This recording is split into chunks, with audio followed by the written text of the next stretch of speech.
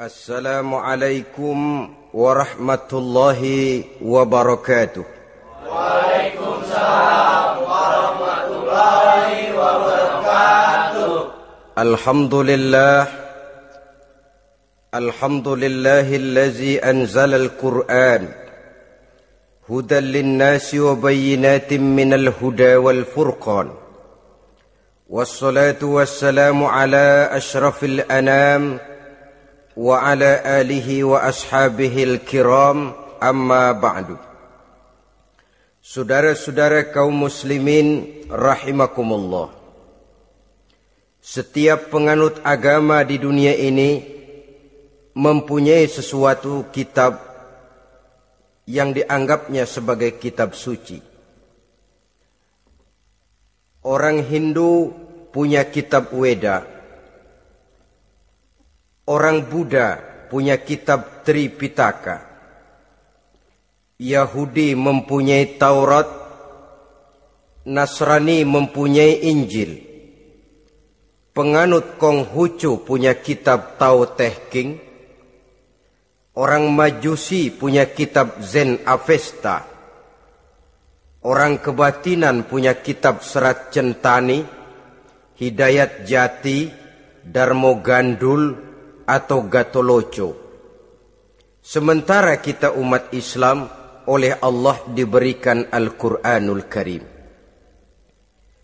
Mengapa kita yakini Quran ini sebagai kitab suci? Pertama, ia bebas dari intervensi dan investasi manusiawi. Ia sepenuhnya, baik isi maupun redaksi, adalah produk dari Allah Subhanahu wa ta'ala. Kita yakini Quran kitab suci karena sampai hari ini belum ada seorang pun yang sanggup membuat seperti itu. Suatu kitab hanya dinamakan suci kalau dia bersih dari investasi dan intervensi manusia. Al-Quran ini sejak turunnya 14 abad yang lalu telah menantang. Wa in kuntum fi raibim mimma nazzalna ala abdina fa'tu bi suratin min mislih. Apabila kamu ragu-ragu terhadap kebenaran Quran yang kami turunkan kepada hamba kami Muhammad, atau kamu menyangka Quran itu cuma bikinan Muhammad saja, cobalah kamu buat satu surah saja semacam Al-Quran. Apabila kamu tidak mampu melakukannya seorang diri, wada'u syuhada'akum, ajak seluruh teman-temanmu. Sejak tantangan ini turun 14 abad yang lalu, sampai hari ini, tidak seorang pun yang sanggup membuat satu surah saja semacam Al-Quranul Karim. Barangkali belum pernah ada yang coba-coba. Sudah. Di antaranya apa yang dilakukan oleh Musailamah Al-Kazzab. Dia mencoba membuat satu surah semacam Al-Quran yang kalimatnya sudah berbentuk bait-bait syair, tapi isinya jauh panggang daripada api. Yang kedua, kita yakini Quran sebagai kitab suci karena isi dan ajarannya sesuai dengan fitrah manusia. Suatu kitab dinamakan suci kalau ajarannya sejalan dengan fitrah manusia. Misalnya, manusia secara fitrah, kalau dia laki-laki, normal nafsu kepada perempuan, itu fitrah. Perempuan suka kepada laki-laki, itu fitrah. Kalau ada kitab suci, tapi melarang manusia untuk kawin, kesuciannya perlu diselidiki. Quran kitab suci sejalan dengan fitrah manusia, maka ia menganjurkan manusia yang mampu untuk melangsungkan perkawinan. Contoh lain, secara fitrah manusia perlu makan. Kalau ada kitab suci yang melarang manusia puasa saja siang malam terus menerus, itu kan sama juga nyuruh orang mati. Quran sesuai dengan fitrah manusia, maka dalam Islam puasa wisol, puasa ngableng apa itu istilahnya, puasa nyambung, Dari pagi sampai sore, sampai malam, sampai pagi lagi puasa terus. Bukan saja tidak boleh, malah haram hukumnya. Kenapa? Itu bertentangan dengan fitrah manusia. Yang ketiga, kita yakini Quran sebagai kitab suci karena isinya tidak kontroversial. Isinya tidak saling bertentangan satu sama lain. Di ayat manapun Quran mengajarkan Allah itu Esa. Satu kali dia berkata haram, dia akan tetap berkata haram. Isinya tidak kontroversial. Sebab kalau ada kitab suci, di satu pihak mengajarkan Tuhan Esa, di lain ayat mengajarkan Tuhan 3, di lain ayat lagi mengajarkan Tuhan 4, kitab kacau namanya. Bagaimana suatu kitab bernama suci kalau isinya kontroversial satu dengan lainnya? Dari 3 kriteria inilah kita yakini Quran sebagai kitab suci. Masalah yang akan kita bicarakan pada pertemuan kita kali ini, bagaimana sikap kita terhadap Al-Quranul Karim sebagai kitab suci. Berangkat dari sebuah hadis di mana Rasulullah Sallallahu Alaihi Wasallam pernah memberikan tawaran. Beliau bersabda, "Man ja'ala al-Qur'ana amamahu qadahu ilal jannah, wa man ja'ala al-Qur'ana khalfahu saqahu ilan nar." Siapa yang menjadikan Quran sebagai imam, maka Quran akan membimbing dia ke dalam surga.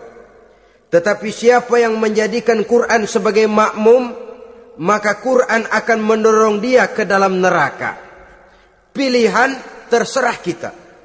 Siapa yang menjadikan Quran sebagai imam, ditempatkannya Al-Quran di depan, dia ikuti petunjuk dan ajaran Al-Quran, maka Quran akan membimbing dia ke surga. Surga dunia, lebih-lebih lagi surga akhirat. Tetapi sebaliknya, siapa yang menempatkan Quran di belakangnya, dia belakangi Al-Quran, dia belakangi perintah dan ajaran-ajaran Al-Quran, dia perturutkan hawa nafsunya dalam kehidupan ini, maka Quran akan mendorong dia ke dalam neraka. Ya, neraka dunia, lebih-lebih lagi neraka akhirat. Pilihan terserah kita. Saya mau tanya, kira-kira Quran dalam hidup kita jadi imam apa jadi makmum? Imam apa makmum? Kalau Quran jadi imam, artinya kita umat Islam jadi makmum. Resiko dan logika tentu. Makmum harus ngikuti imam. Imam takbir, makmum takbir. Imam ruku, makmum ruku. Imam sujud, makmum sujud. Imam tahiyat, makmum tahiyat. Itu namanya Quran jadi imam, kita jadi makmum. Artinya dalam terjemahannya pada kehidupan, kalau merah kata Quran, merah kita kata. Hijau kata Quran, hijau kita bilang. Ke barat kata Quran, ke barat kita pergi. Ke timur kata Quran, ke timur kita berangkat. Halal kata Quran, halal kata kita. Haram kata Quran, haram kita bilang. Itu Quran imam, kita makmum. Nyatanya kadang-kadang kontras. Nyatanya kadang-kadang paradok. Merah kata Quran, hijau dong kata kita. Halal kata Quran, remeng-remeng kata kita. Ke barat kata Quran, ke timur kita pergi. Dalam praktek kita mau jadi makmum, Quran kita suruh jadi imam. Kita sesuaikan Quran dengan selera kita. Mana-mana ayat yang menguntungkan, mana ayat yang sesuai dengan mau kita, itu yang kita baca kuat-kuat. Itu yang kita canangkan ke tengah masyarakat ramai. Tapi manakala Quran itu bertentangan dengan nafsu kita, bertentangan dengan gaya dan kepribadian kita, kita umpetin itu Quran. Kalau kita cuma umpetin lumayan, kadang-kadang kita tuduh Quran ketinggalan zaman. Kita anggap Quran tidak relevan lagi dengan situasi dan kondisi. Kalau sudah begitu, sudah menyeberang terlalu jauh namanya. Saudara-saudara kaum muslimin rahimakumullah. Inilah makna hadis Nabi yang diriwayatkan dari Imam Ali bin Abi Thalib, bersabda Rasul, "Man qara'al Qur'ana fastazharahu fa ahalla halalahu wa harrama haramahu adkhalahul jannah." Barang siapa yang membaca Al-Qur'an lalu memperhatikannya, kemudian menghalalkan yang halal dan mengharamkan yang haram, maka Allah akan memasukkan orang itu ke dalam surga, ya surga dunia, ya surga akhirat. Apabila kita renungi hadis ini, maka untuk berimam kepada Al-Quran ada 3 jalan utama yang harus kita laksanakan. Pertama, dari kalimat man qara'al Qur'an, barang siapa yang membaca Al-Quran. Ini artinya siapa yang ingin menjadikan Quran sebagai imam di dalam kehidupan, jalan pertama yang harus ditempuhnya menanamkan kegemaran membaca Al-Quranul Karim. Al-Quran gharibun fima baina qaumin la yaqra'una. Quran akan jadi asing, Quran akan jadi aneh kalau terletak di tengah rumah orang Islam yang tidak suka membaca Al-Quranul Karim. Jadi langkah pertama, tanamkan kegemaran membaca Al-Quran. Saya tidak menyalahkan kalau remaja kita gandrung kepada Stevie Wonder. Baik kalau mereka senang kepada suara emasnya Michael Jackson atau suaranya Madonna. Tapi kalau sampai harus mengalahkan kecintaan mereka kepada membaca Al-Quran, ini ironi. Sebagai orang tua, kalau anak-anak kita buta huruf Latin, katanya menghambat pembangunan. Bahkan pemerintah saja menggalakkan bebas 3B itu. Buta aksara diantaranya, supaya rakyat bisa membaca huruf Latin.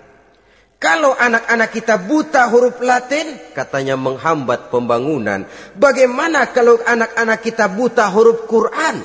Jelas saja menghambat proses kesadaran dan kebangkitan dari dunia Islam itu sendiri. Satu contoh ringan. Dulu sebelum pembangunan merata, listrik belum lagi masuk desa, kampung gelap, rumah pakai lampu minyak. Kalau kita masuk kampung, terasa banyak orang Islam. Kenapa? Di rumah sebelah sana kita dengar anak muda sedang latihan baca rawi. Sebelah sini ibu-ibu sedang selawatan. Di rumah sana remaja sedang baca Quran. Pembangunan maju, listrik masuk desa. Alhamdulillah. Tapi apa yang kemudian terjadi? Proses pergeseran nilai. Setelah listrik masuk desa, radio main kenceng-kencengan. Televisi main gede-gedean. Baca Quran sudah barang aneh, langka. Tengoklah sekarang kalau kita masuk kampung, ada yang remaja sedang baca Quran. Rasanya kok aneh, nggak umum. Sesuatu yang baik malah menjadi nilai-nilai keanehan. Saudara-saudara kaum muslimin rahimakumullah, tanamkan kegemaran membaca. Dalam satu hadis Nabi pesan, nawiru buyutakum bitilawatil Quran. Sinari rumah tanggamu dengan bacaan Quran. Sebab listrik ini cuma bisa menerangi gelap, tapi tidak akan sanggup menerangi hati manusia. Quran produk Allah dibaca dalam segala keadaan, tepat dan pantas. Lihat saja, orang sedih baca Quran, terhibur. Orang gembira baca Quran, tidak lupa diri. Di rumah mewah ada yang baca Quran, bagus. Di gubuk reot di pinggir kali ada yang baca Quran, cocok. Orang kawin dibacakan Quran, bagus. Orang mati dibacakan Quran, tidak jelek. Dalam segala keadaan, in all season, bahasa kerennya, dia pantas dibaca. Saudara-saudara, bahkan orang sakit gigi pun kalau dengar baca Quran, tidak marah. Coba lihat. Dia senang benar lagu Michael Jackson, tapi giliran sakit gigi, coba setelin lagu Michael Jackson. Kalau nggak mencah-mencah, kamu gila apa nggak tahu saya lagi sakit gigi? Tapi coba bacakan Quran, dia pasti tidak marah. Begitu besar daya pengaruhnya. Bahkan Abu Jahal sama Abu Lahab pernah rapat. Kata Abu Jahal sama Abu Lahab, Mas Lahab, gini loh mas. Kenapa? Ini saya pikir-pikir salah satu yang menyebabkan kenapa saudara kita banyak ikut ajaran Muhammad. Mereka kalau sudah dengar bacaan Quran terpesona. Jadi kita blokir saja. Caranya gimana? Kasih pengumuman kepada Quraisy, jangan sekali-kali mau dengerin Muhammad baca Quran. Kamu juga jangan. Dan kamu, saya pun begitu. Mari kita janji, tidak mau dengar bacaan Quran. Salaman, pulang ke rumah masing-masing. Dapat 1 hari tahan, 2 hari bertahan, 3 hari, seminggu ke atas. Abu Jahal mulai ada semacam rindu, kangen, pengen dengar ayat Quran. Karena secara pribadi dia mengakui keindahan gaya bahasanya jauh lebih tinggi dari kemampuan penyair Quraisy. Isi ajarannya sangat dalam dan menyentuh segi-segi kehidupan manusia. Gak tahan Abu Jahal kayak dikilikin hatinya. Keluar rumah mindik-mindik, ngumpet-ngumpet. Ngempet di rumah Nabi. Pengen dengar Nabi baca Quran. Rupanya Abu Lahab sama. Pikir Abu Jahal, Abu Lahab gak bakalan keluar. Abu Lahab berpikir, Jahal pasti di rumah. Dua-duanya bareng berangkat ke rumah Nabi. Cuma yang satu dari sebelah barat, yang satu dari sebelah timur. Ngempet, ketemu di sudut, sama-sama kaget. Jahal, loh kamu Lahab? Iya, kamu ngapain? Lah kamu ngapain? Akhirnya sama-sama malu, sama-sama tidak bisa menahan diri. Akhirnya sama-sama ngakuin. Bagaimanapun kita harus akui bahwa Al-Quran ini mengandung daya pesona yang sangat luar biasa. Itu dari segi bacaan. Belum lagi dari segi ajaran. Belum lagi dari segi isi. Tanamkan kegemaran membaca Al-Quran. Sampai-sampai Nabi katakan, Innal lazi laisa fi jawfihi syai'um minal Quran kal baitil kharib. Orang yang dari tenggorokannya belum pernah keluar ayat Quran barang sepotong pun, belum pernah ngaji barang seayat pun, itu orang kata Nabi kal baitil kharib, kayak rumah kosong. Rumah kan kalau kosong biar bagus, mewah, besar, perabotannya lengkap. Kalau kosong angker, setan kuntilanak memedi betah benar di situ. Saudara-saudara kaum muslimin rahimakumullah. Dalam satu percontohan Nabi mengatakan begini. Masalul mu'minil lazi yaqra'ul Qur'an kamasalil utrujah. Rihuha thayyibun wa ta'muha thayyibun. Orang mukmin yang suka membaca Quran adalah ibarat buah utrujah. Baunya wangi, rasanya lezat. Kira-kira kalau di negeri kita buah apa utrujah itu? Semacam jeruk yang manis lah. Sudah baunya wangi, rasanya enak. Itu buah itu. Orang mukmin yang suka baca Quran kayak buah itu. Baunya wangi, rasanya enak. Artinya syiarnya hidup, isinya memang orang mukmin. Sebaliknya, wa masalul mu'minil lazi la yaqra'ul Qur'an kamasalit tamrah la riha laha wa ta'muha hulwun. Orang mukmin yang tidak suka baca Quran kayak korma. Rasanya emang manis, cuman kagak ada baunya. Artinya apa? Syiarnya kurang. Kalau orang belum tapi kenal kan kagak mau makan korma. Kenapa? Nggak ada baunya. Daya tariknya kurang, walaupun rasanya enak. Kalau daya tariknya nggak ada, kan nggak ada iklannya, tidak ada syiarnya.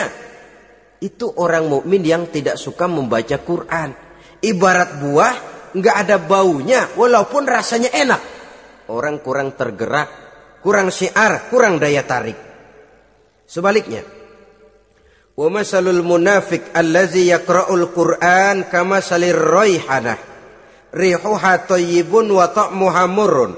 Orang munafik yang suka baca Quran seperti buah raihanah. Apa itu? Baunya wangi, rasanya pahit. Orang munafik baca Quran kayak buah itu.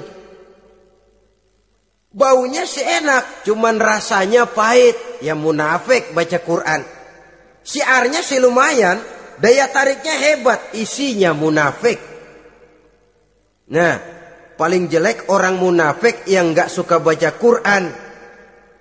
Wa masalul munafiqil lazi la yaqra'ul Qur'an kamasalil hanzalah laisa laha rihun wa ta'muha murrun.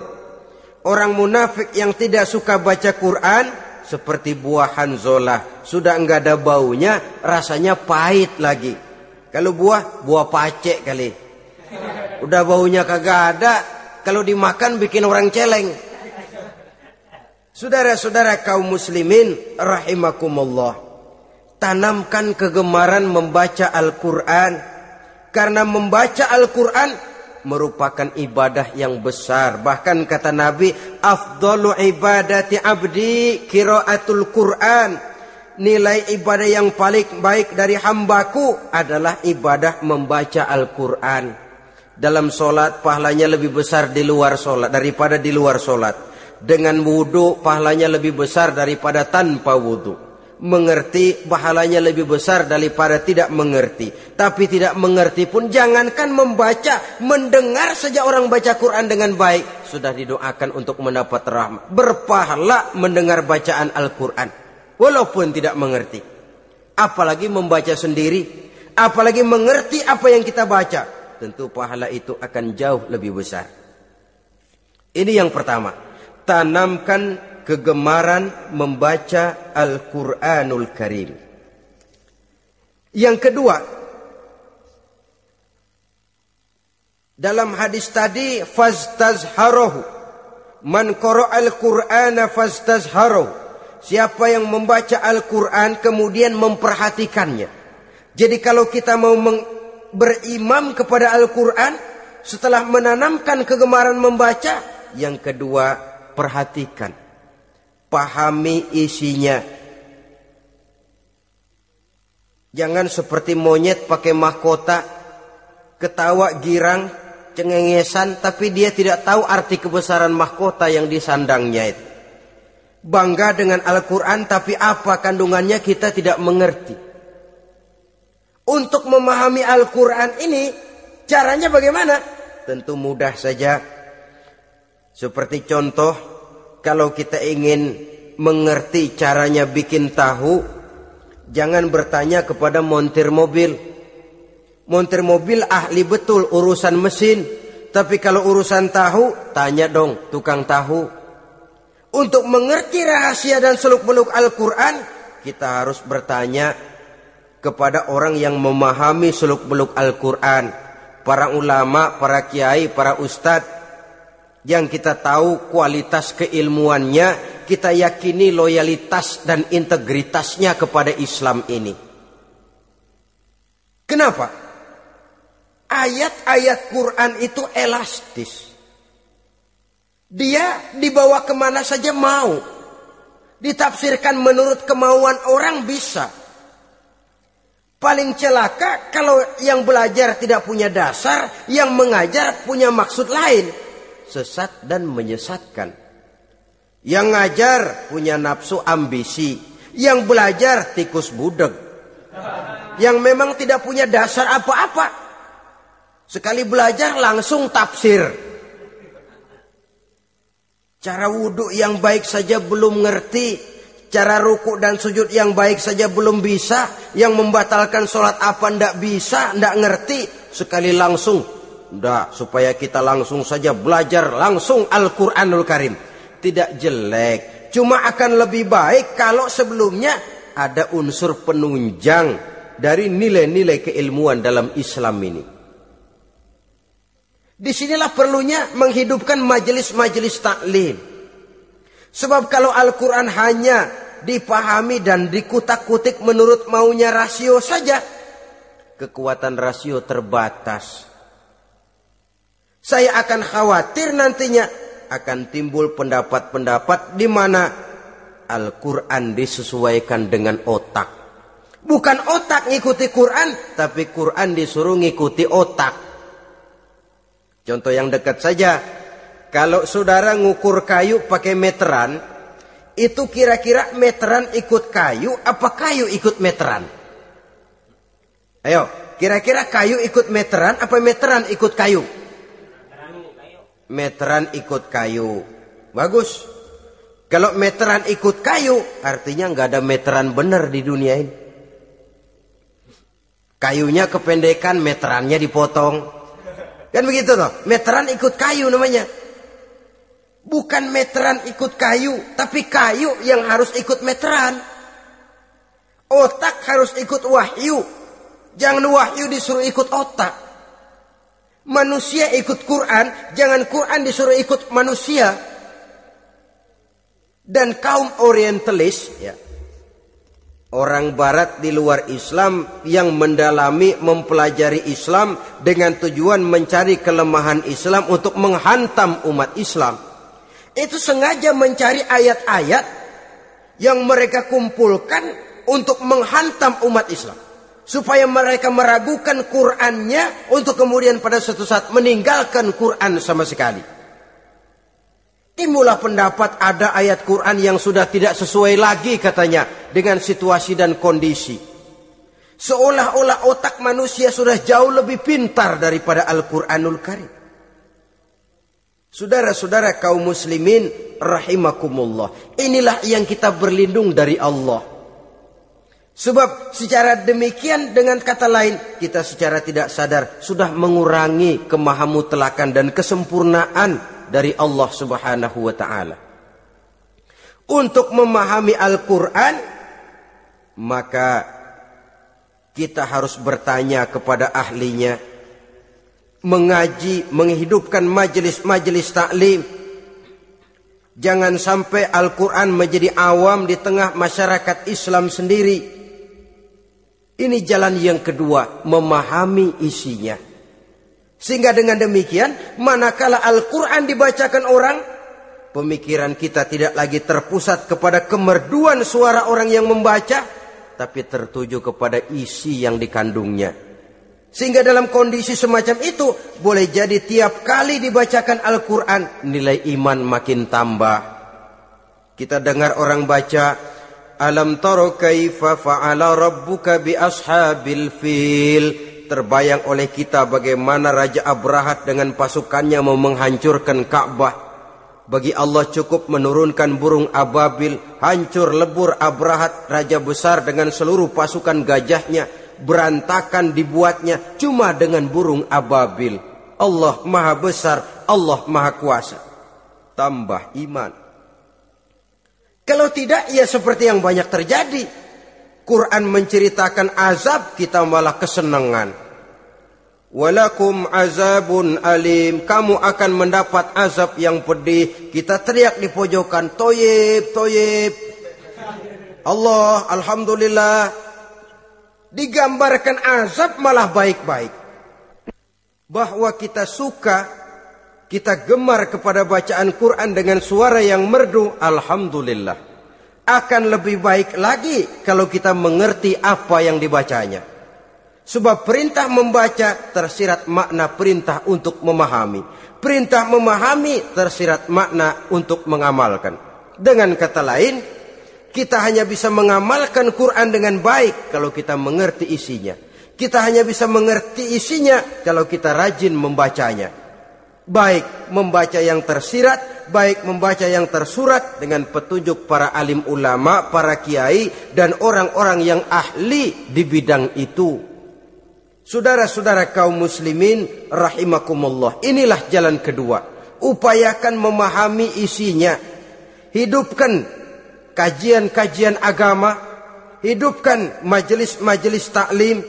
Jangan sampai Al-Quran asing di hati kita sendiri. Jangan sampai kita awam terhadap makna kandungan dan ajaran Al-Quran, sementara kita yakini bahwa dialah yang akan bisa membimbing kita menuju kebahagiaan sejak dari dunia sampai ke akhirat nanti.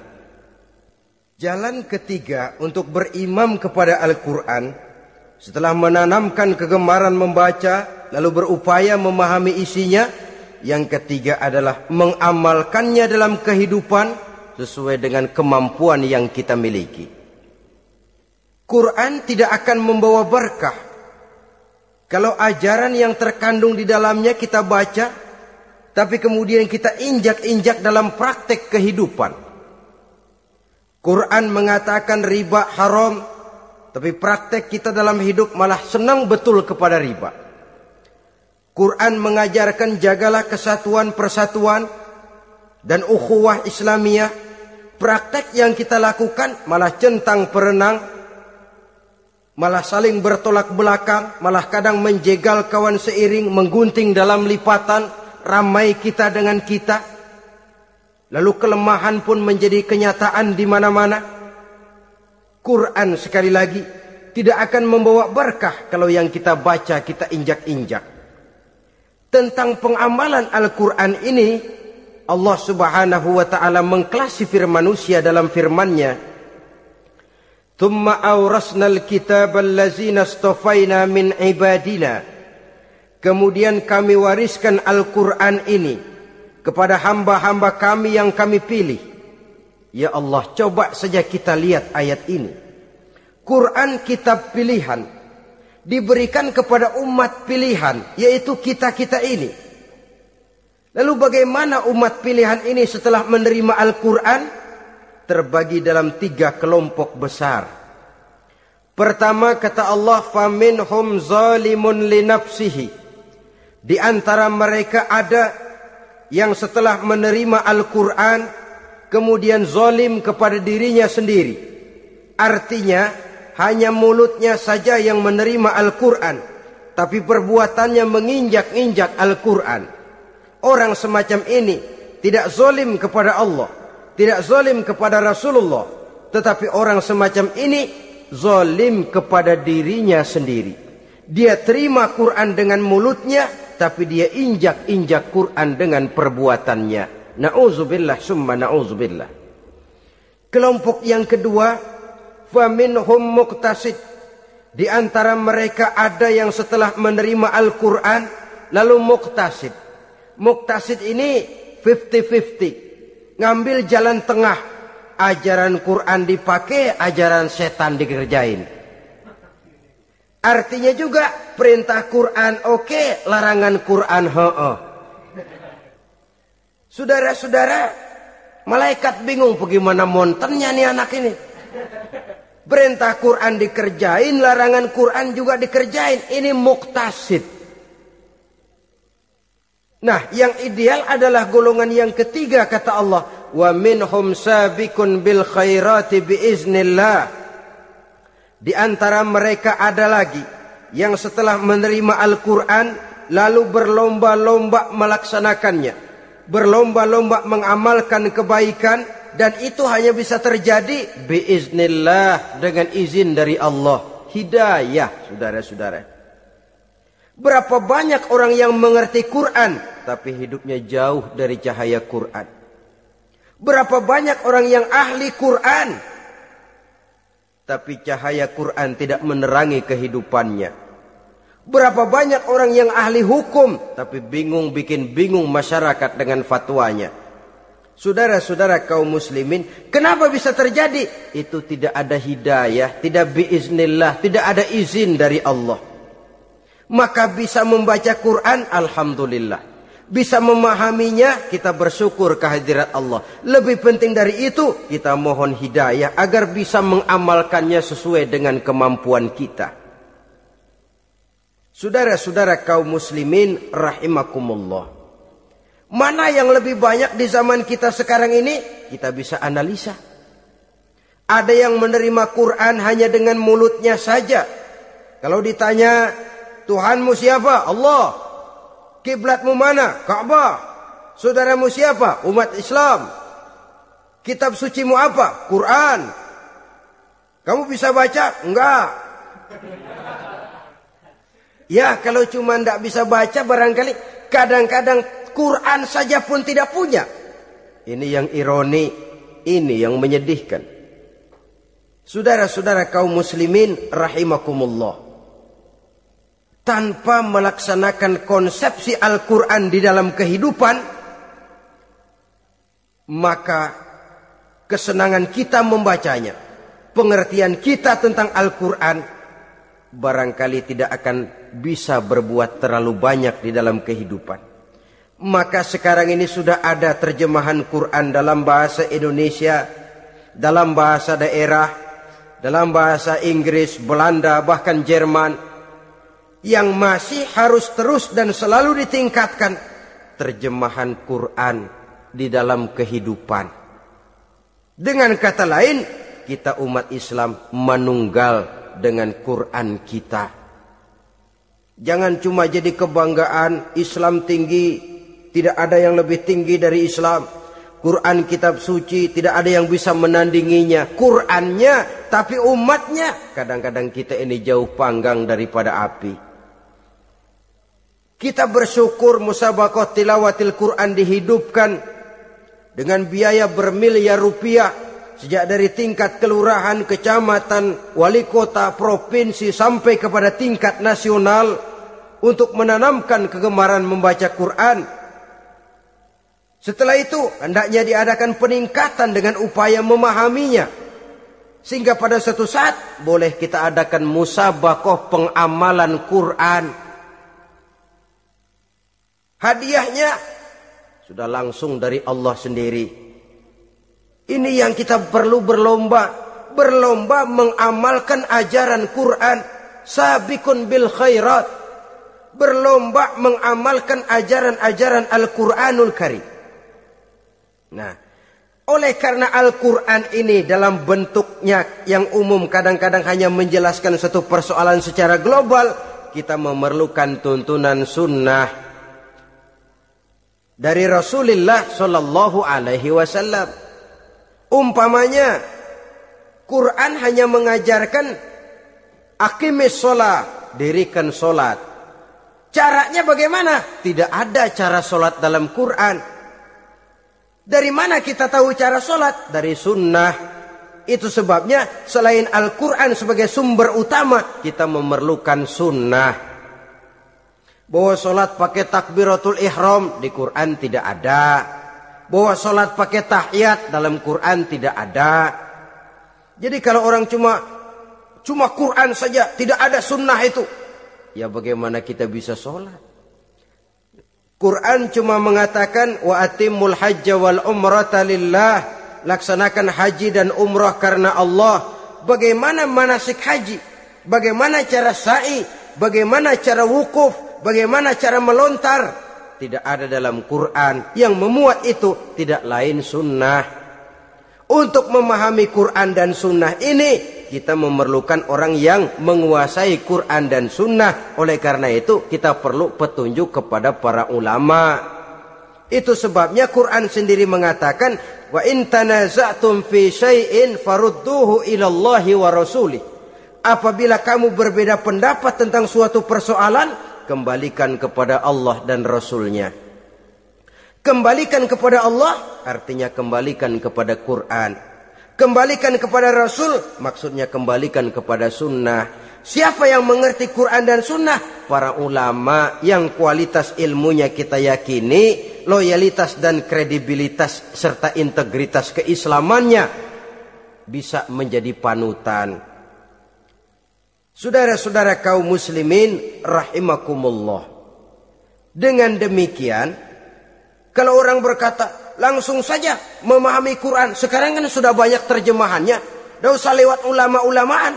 Saya tidak mencela, cuma agak mengkhawatirkan. Kalau dia memahami Quran cuma sekedar lewat terjemahannya saja, sangat mungkin jadi dia bisa salah paham. Kita memerlukan bantuan sunnah. Kita memerlukan petunjuk para ulama yang menguasai di bidang itu. Kembalikan kepada Quran dan sunnah artinya bertanya kepada orang yang memahami Quran dan sunnah. Loh, dengan begitu kan akan terjadi perbedaan pendapat. Perbedaan pendapat sesuatu yang halal sepanjang tidak menyebabkan kita berpecah belah. Halal berbeda pendapat. Asal diletakkan pada proporsinya. Apalagi kalau perbedaan pendapat itu cuma masalah teknis, bukan masalah prinsip. Kenapa tidak pulang saja kepada tuntunan Quran? Lana a'maluna walakum a'malukum.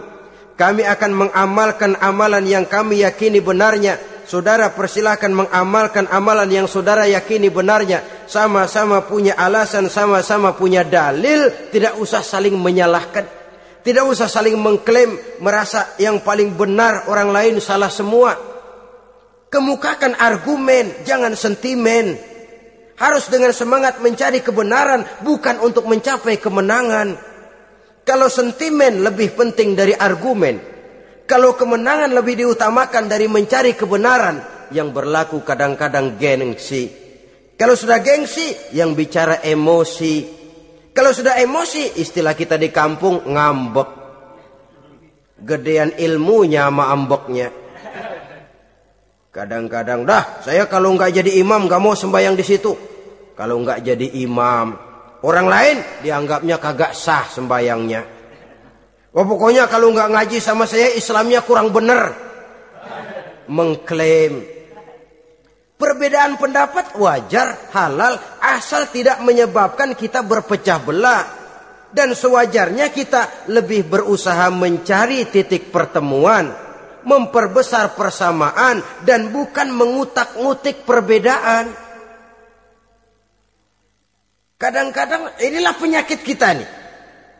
Satu kunut, satu tidak sembahyang subuhnya. Bisa RT. Satu usoli, satu tidak. Bisa RW. Satu azan sekali Jumatan, satu dua kali bikin masjid lagi. Kenapa bukan persamaannya yang dicari? Kenapa justru perbedaannya yang diperbesar? Yang masalah macam ini sampai kiamat tidak pernah selesai. Kan lebih baik kalau kita ditanya orang, Pak, sholat subuh itu pakai kunut apa tidak sih? Kalau saya pakai. Kalau yang tidak pakai kunut bagaimana Pak? Betul, kata yang tidak pakai. Jadi yang pakai kunut betul? Betul, karena saya pakai kunut. Yang tidak juga betul? Betul, kata yang tidak pakai. Kalau yang kunut betul, yang tidak kunut betul, lalu yang salah yang mana Pak? Yang salah yang subuh nggak sembahyang. Lebih objektif, proyek garapannya ada, umat tidak berpecah belah. Ini yang konyol, kadang-kadang khutbah Jumat pakai membongkar khilafiyah, menghantam tahlil, menghantam kunut. Selesai sembahyang Jumat, apa yang terjadi? Umat resah, masyarakat gelisah, polemik timbul, masalah tidak terselesaikan. Orang jadi khotib itu raja dalam mimbar Jumat, siapa yang mau bantah dia? Kalau memang mau buka itu persoalan khilafiyah, buka dalam forum khusus. Adakan pengajian, jelaskan masalahnya secara luas, mendasar. Jangan mengklaim dan memponis. Berikan kebebasan kepada umat untuk menilai. Masalahnya selesai, yang tidak puas bisa bertanya. Saudara-saudara, sudah lewat masanya kita meributkan soal itu. Sudah datang waktunya di mana kita lebih mementingkan dan membicarakan masalah-masalah yang lebih mendesak dihadapi oleh umat. Kemiskinan misalnya, kebodohan misalnya, keterbelakangan umpamanya, peluang untuk mendapatkan pendidikan yang layak bagi anak-anak kita yang berotak cerdas tapi tidak punya kemampuan ekonomi umpamanya. Itu akan lebih objektif ketimbang kita membicarakan masalah-masalah yang sampai kiamat tidak akan pernah selesai.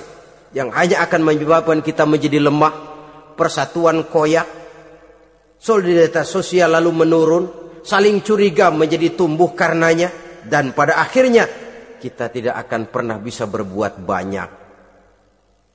Untung kalau tidak menjadi tertawaan bagi orang yang berdiri di luar pagar. Saudara-saudara kaum muslimin rahimakumullah.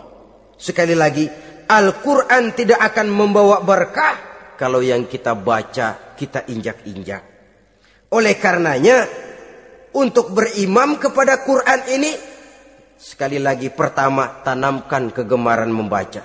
Yang kedua, upayakan memahami isinya melalui bimbingan orang yang ahli bidang itu. Yang ketiga, amalkan sesuai dengan kemampuan. Sebab itu ada prinsip, kalau isi suatu hadis nampaknya bertentangan dengan otak, kesohihan hadis itu boleh diperiksa. Tapi kalau ayat Quran nampaknya bertentangan dengan otak, otaknya yang harus diperiksa. Jangan Qurannya lalu disesuaikan dengan otak. Sebab kalau kita sudah berani berteori, ada ayat Quran yang tidak sesuai dengan keadaan. Ayat yang mana? Yang ini. Tahun depan tambah lagi. Tahun depan tambah lagi. Makin lama makin habis Al-Quran itu. Yang perlu diperbarui cara kita memahami Quran. Bukan dengan mengemukakan teori ayat Quran kehilangan relevansi. Cara kita memahami barangkali yang kurang relevan. Dalam situasi, dalam konteksnya dengan situasi dan kondisi. Jangan lupa, Al-Quran ini kan untuk semua umur. Dia bisa dipahami secara filosofis. Dia bisa dipahami dengan kacamata orang awam. Tingkat kemampuan berpikir orang tidak semuanya sama. Kalau semua orang kita mau ajak berfilsafat, merenung dalam-dalam, menerawang tinggi-tinggi, ialah buat mereka yang terjangkau oleh perguruan tinggi. Tapi buat saudara-saudara kita, pedagang-pedagang kecil, petani di desa-desa terpencil, remaja-remaja yang jauh dari sentuhan teknologi canggih, sanggupkah mereka berpikir filosofis? Sementara mereka merupakan bagian terbesar dari kondisi umat ini. Saudara-saudara kaum muslimin, oleh karenanya ditentang membaca, memahami dan mengamalkan, Rasulullah Shallallahu Alaihi Wasallam pernah memberikan sugesti. Beliau bersabda, "In aradtum aisha su'ada, apabila kamu menginginkan kehidupan yang bahagia, hidup seperti hidupnya orang-orang yang bahagia, dan tentu ini keinginan kita semua, wa mautas syuhada, dan menginginkan mati sebagai matinya para syuhada, para pahlawan pembela agama, orang yang mati syahid." Wah, ini sudah tidak duanya ini. Hidup mulia, mati syahid. Dapat dua-duanya. Wan najata yaumal hasyri, dan ingin mendapat keselamatan pada hari hasyar, hari pengumpulan manusia di padang mahsyar. Wa zilla yaumal harri, dan mendapat perlindungan dari Allah pada hari yang sangat panas. Wal huda minad dhalalah, dan mendapat petunjuk dari kesesatan. Nah, ini keinginan semua orang. Kan yang kita cari apa sih? Hidup bahagia. Biar ndak kaya, asal bahagia sudah enak. Lalu apalagi? Matinya sebagai syahid. Kemudian di hari pengumpulan nanti mendapat keselamatan. Lalu pada saat orang lain kepanasan, kita mendapat perlindungan. Kemudian orang lain kebingungan, kita mendapat petunjuk. Kalau ini yang diinginkan, kata Nabi, resepnya, fa'adimu qiraatal Qur'an, maka lazimkan, biasakan olehmu membaca Quran. Tidak ada terlambat. Idealnya memang dari kecil, sebab lidah kalau sudah kaku berat. Disuruh baca innallaha laghaniyun hamid, lidahnya berat. Innallaha lampuniyun hamid, lampuniyun. Laghaniyun jadi lampuniyun. Lidah itu kalau sudah berat ya memang berat. Disuruh baca ya bani Israel, lidahnya berat. Ya bini Siroil gitu. Jadi ya bini Siroil. Saudara-saudara, idealnya memang dibiasakan dari kecil supaya lidah itu ringan. Kalau tidak ada istilah terlambat. Saya malu Pak, belajar alif-alifan udah gede. Ya jangan alif-alifan, alif beneran. Alif-alifan kapan bisanya? Alif beneran yang dipelajari. Tidak ada istilah terlambat, tidak ada istilah malu untuk belajar Al-Quran ini. Saudara-saudara kaum muslimin rahimakumullah, ini sugesti untuk menanamkan kegemaran membaca. Lalu sugesti untuk memahaminya, tentu banyak ayat, banyak hadis. Mengapa tidak di antara kamu sekelompok orang yang berangkat untuk memperdalam, memahami agama? Falaula nafara min kulli firqatin minhum ta'ifatun liyatafaqahu fid din. Di tengah kelompok orang yang berangkat belajar teknologi canggih, di tengah grup orang yang mendalami ekonomi, di tengah kelompok orang yang membidangi hukum, di tengah kelompok orang yang sibuk meneliti ilmu-ilmu kedokteran. Mengapa tidak ada kelompok orang yang secara takhasus liyatafaqahu fid din, mendalami agama ini, mendalami Quran ini, harus ada. Lalu sugesti untuk mengamalkan Al-Quran kelihatan dari peringatan Allah yang kita bisa temukan pada surah Toha ayat 124 sampai dengan 127. Wa man a'rada an zikri, barang siapa yang berpaling dari peringatanku, kata Allah, barang siapa yang berpaling dari Al-Quran ini, dia terima Al-Quran, dia imani Quran, tapi dia berpaling dari ajarannya, dia injak-injak apa yang seharusnya dia amalkan, dia perturutkan hawa nafsunya, maka kata Allah, fa inna lahu ma'isyatan dhanka, dia akan diberikan satu penghidupan yang sempit. Inna lillahi wa inna ilaihi raji'un. Diberikan hidup yang sempit. Kalau hidup sudah terasa sempit, bagaimanapun luasnya rumah, sempit. Kalau hidup sudah terasa sempit, bagaimanapun banyaknya harta, sumpek. Kalau sudah hidup ini terasa sempit, bagaimanapun luasnya pergaulan, tidak ada tempat kita bertanya, melarikan persoalan, membagi rasa. Siapa yang berpaling dari Quran, dia akan diberikan penghidupan yang sempit. Bukan dagangnya tidak untung, bukan kerjanya tidak digaji, tapi kesempitan hati lebih bahaya loh dari kesempitan ekonomi. Itu di dunia. Di akhirat, wa nahsyuruhu yaumal qiyamati a'ma. Di akhirat nanti dia akan dikumpulkan oleh Allah dalam keadaan buta. Ya Allah, ya Rasul. Padahal ke akhirat kita baru tumben. Sekali ke akhirat buta. Masya Allah. Di tempat kita lahir saja, kalau tadinya kita melihat, tahu-tahu menjadi buta, kita bingung. Padahal jalan sudah pernah kita lihat, arah sudah pernah kita tahu. Bagaimana di padang mahsyar nanti? Kemana jalan yang akan ditempuh? Kepada siapa kita hendak bertanya? Mana teman, mana istri, mana anak? Buta pula kita. Satu kesengsaraan yang merupakan puncak kesengsaraan. Dikala itu orang yang semacam tadi protes. Rabbi, lima hasyartani a'ma wa qad kuntu basira. Wahai Allah, kenapa hari ini saya dikumpulkan dalam keadaan buta? Padahal ketika di dunia dulu saya melihat, saya menyaksikan gunung yang menjulang tinggi ke angkasa. Saya melihat lautan yang luas terhampar biru membentang. Saya saksikan tanah sawah luas menguning. Saya saksikan keindahan alam. Di dunia saya melihat Allah. Kenapa sekarang saya dikumpulkan dalam keadaan begini? Protes dia, tidak terima dia. Allah jawab, kadzalika atatka ayatuna fanasitaha. Kata Allah, begitulah memang. Dahulunya waktu di dunia telah datang ayat-ayat kami kepadamu. Telah turun Al-Quran. Telah datang agama. Fanasitaha. Tapi kamu lupakan dia. Kamu lupakan Quran. Kamu lupakan Islam. Datang ayat, turun Quran, turun agama. Kamu belaga pilon. Kamu belaga enggak tahu. Wa kadzalikal yauma tunsa. Maka hari ini pun begitulah kamu dilupakan.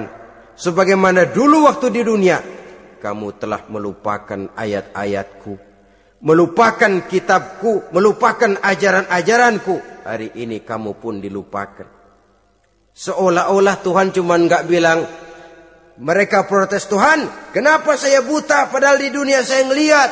Kata Tuhan, kalau bahasa kita, lu rasain. Lu sih, kenapa dulu di dunia? Pura-pura enggak lihat. Kenapa waktu di dunia? Pura-pura enggak tahu. Kenapa waktu di dunia? Kamu lupakan Quran. Maka hari ini pun engkau kami lupakan.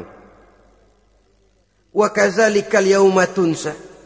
Wa kadzalika najzi man asrafa walam yu'min bi ayati rabbih wal azabul akhirati asyaddu wa abqa. Demikianlah kami membalas orang yang berlebih-lebihan, orang yang melampaui batas dan tidak mau beriman kepada ayat-ayat Tuhannya, dan sungguh siksa akhirat itu lebih dahsyat dan lebih kekal. Siksa dunia mungkin kelaparan, kekurangan ekonomi, kekurangan pakaian, tapi berapa hari paling lama seumur manusia? 70 tahun umur kita, ya paling lama begitulah. Tapi siksa akhirat, kesengsaraan akhirat, kesengsaraan neraka, asyaddu wa abqa, lebih dahsyat dan lebih kekal. Di zaman sekarang orang bukan cuma berbuat potong kompas, berpikir pun potong kompas, berpikir pun ngambil jalan pintas. Dia lebih memilih kesenangan yang sedikit dengan mengorbankan kesenangan yang abadi. Dia mengejar surga yang sebentar dengan menghancurkan surga yang kekal. Dicarinya surga dunia, hidup cukup, rumah bagus, makan bagus, pakaian bagus, istri bagus, dengan menghalalkan segala macam cara, berpaling daripada kehidupan agama, lalu menginjak-injak Al-Quranul Karim. Kita berlindung kepada Allah, jangan sampai dimasukkan dalam kelompok yang di akhirat nanti dibangkitkan dalam keadaan buta. Na'udzubillah summa na'udzubillah. Di sini kita terkesan dengan apa yang dikatakan Sayyid Muhammad Abduh, al-Islam mahjubun bil muslimin. Kebesaran Islam kadang-kadang tertutup oleh tingkah laku umat Islam sendiri. Keluhuran dan kesempurnaan Al-Quran tertutup oleh kebodohan umat Islam. Sedangkan untuk mengungkapkan rahasia Al-Quran ini diperlukan keahlian yang kompleks. Saudara yang di fakultas teknik belajar teknologi, ungkap buka rahasia Quran di bidang teknologi. Saudara yang di bidang kedokteran, ungkap buka rahasia Al-Quran di bidang kedokteran. Saudara yang ahli geologi, pelajari struktur kulit bumi dengan mengungkap rahasia Al-Quran. Sehingga pengkajian kita tentang teknologi, pengkajian kita tentang angkasa luar, pengkajian kita tentang anatomi manusia akan berakhir kepada subhanaka ma khalaqta hadza batila. Ya Allah, tidak satu pun yang Engkau ciptakan ini sia-sia. Perut bumi mengandung minyak, timah, kekayaan yang berharga untuk manusia. Mempelajari angkasa luar bisa memahami musim dan menyelamatkan manusia. Mempelajari rimba belantara, teknologi canggih, akhirnya akan memperkuat nilai-nilai iman. Menerjemahkan ajaran Quran lewat disiplin ilmu yang kita kuasai masing-masing, untuk kemudian bekerja sama bahu-membahu dalam rangka mengimani Al-Quran, mengamalkan Al-Quran, dan mengawal keluhuran Al-Quranul Karim yang atas dasar tuntunannya kita hidup, untuknya kita berjuang, dan dalam bimbingannya kita ingin kembali menghadap Allah Subhanahu wa ta'ala. Inilah pertemuan yang singkat ini. Mudah-mudahan kita diberikan kekuatan oleh Allah untuk berimam kepada Al-Quran, menjadikannya sebagai pedoman utama di dalam kehidupan kita. Terima kasih atas segala perhatian. Mohon maaf atas segala kekurangan. Usikum wa nafsi bitaqwallah. Wassalamualaikum warahmatullahi wabarakatuh.